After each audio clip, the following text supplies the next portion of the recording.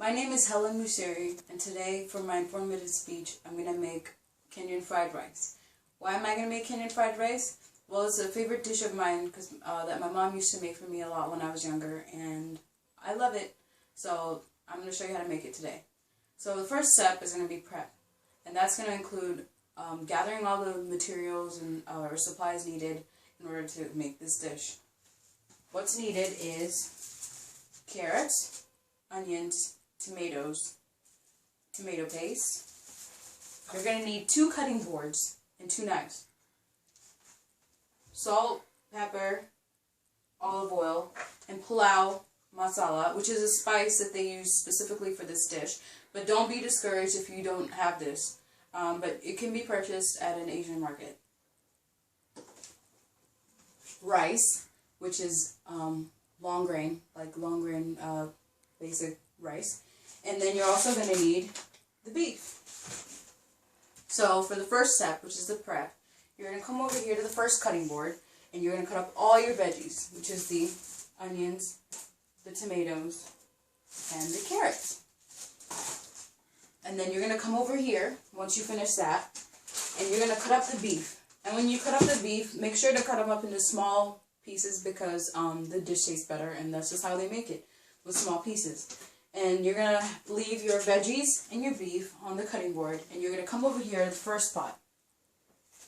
And you're going to make the rice, which is the first portion of this dish.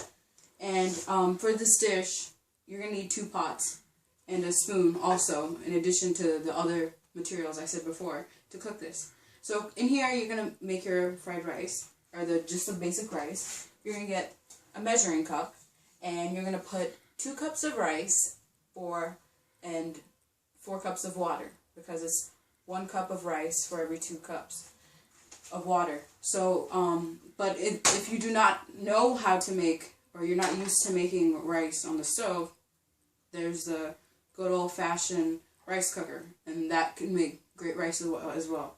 So once you're making the rice, you're going to leave that rice here to cook, slowly boil, and that's going to take, give or take, 15 minutes. And you're going to come over here to this second pot, and you're going to start out by turning on your stove to medium-high, and you're going to put in the veggies.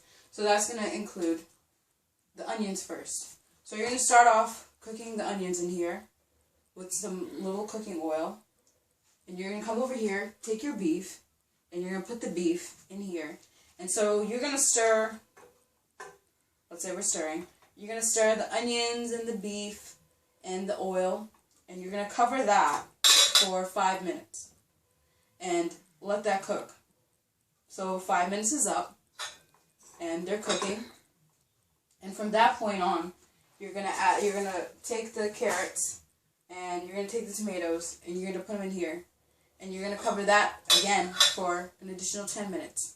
Now, at this point, the meat is going to start getting nice and tender and, cooking really well. And so 10 minutes goes by, take the lid off, and all those different ingredients, the onions and the tomatoes and the carrots and the beef should be, cooked really well. And the beef should be around medium rare in cooking.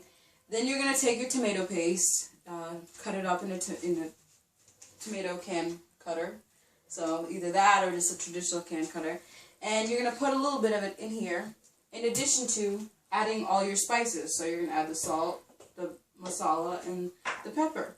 And you're going to put them all in here.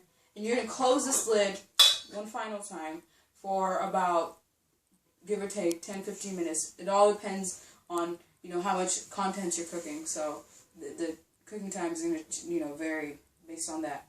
So while that is cooking for the next 10-15 minutes, you come back over here and the rice should be about done.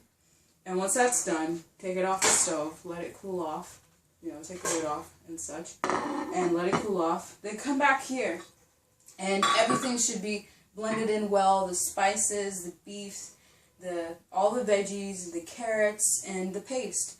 And they should all be good.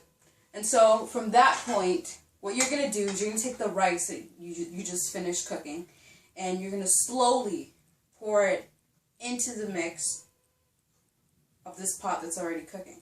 And so you're going to do that while it's still on the stove cooking on medium-high. Cooking, and you're going to get all that rice into that one pot that's cooking all the other ingredients. And you're going to mix all of that. And then what you're going to do is you're going to turn your stove down to a lower temperature than medium-high.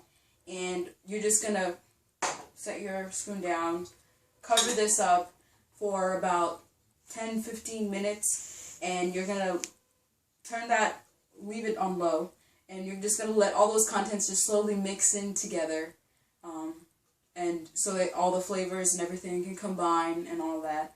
And after the 10-15 minutes are up, the dish should be done, and you just turn off your stove, move your dish to the back, or the pot to the back, and the Kenyan fried rice is complete.